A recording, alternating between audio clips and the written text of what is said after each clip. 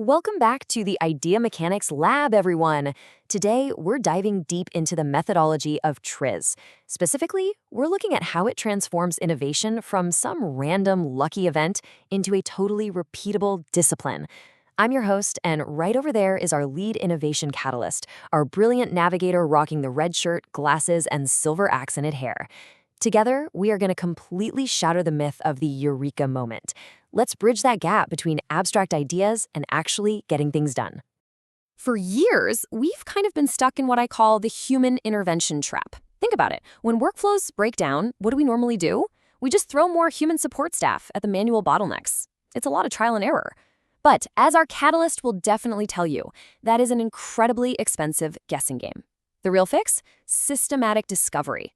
We need to start treating automation as a rigorous architectural process rather than an afterthought. So, if you're ready to stop relying on luck and start mastering systematic discovery, hit that subscribe button to join the Idea Mechanics team. And don't forget to ring the notification bell so you're the first to see our next innovation breakdown. We genuinely want to build this culture with you, so drop a comment below and tell us which TRIZ Principle or tech challenge we should tackle next. All right, let's jump straight into our main architectural tool for today. TRIZ Principle 25, self-service. So what exactly is self-service in this context? Well, it advocates for designing digital systems that essentially serve themselves or perform their own auxiliary functions with absolutely zero external human intervention. It's a massive mindset shift. Instead of asking, hey, how many people do we need to hire to run this? We start asking, how can this system just manage its own background tasks? Doing this literally slashes your support costs and skyrockets efficiency. Let's make this concrete. Here is our first pillar of proof. Case study 1, the autonomous operator. Imagine this scenario. How do we handle massive call volumes without human operators? Traditionally, you'd have an operator manually screening and routing every single query. You know how that goes, right? It creates super expensive delays and, honestly, it frustrates everyone involved. But look at the solution our navigator is pointing out. Automated routing. The software independently evaluates incoming calls and routes them instantly. It's like the system serves its very own sorting needs.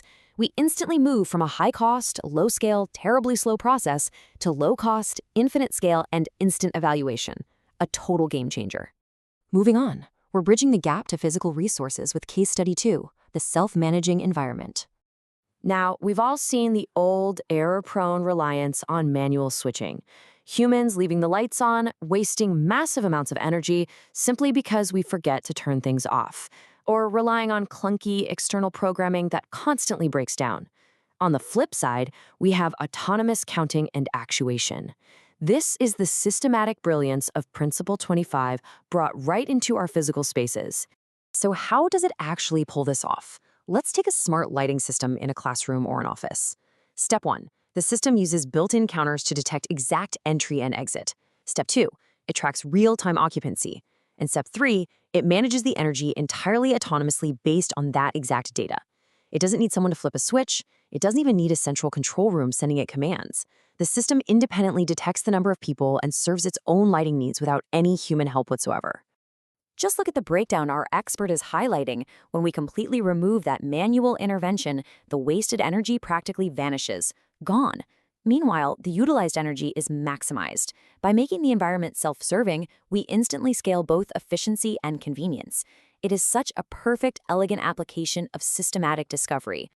But what happens when the stakes are absolutely critical?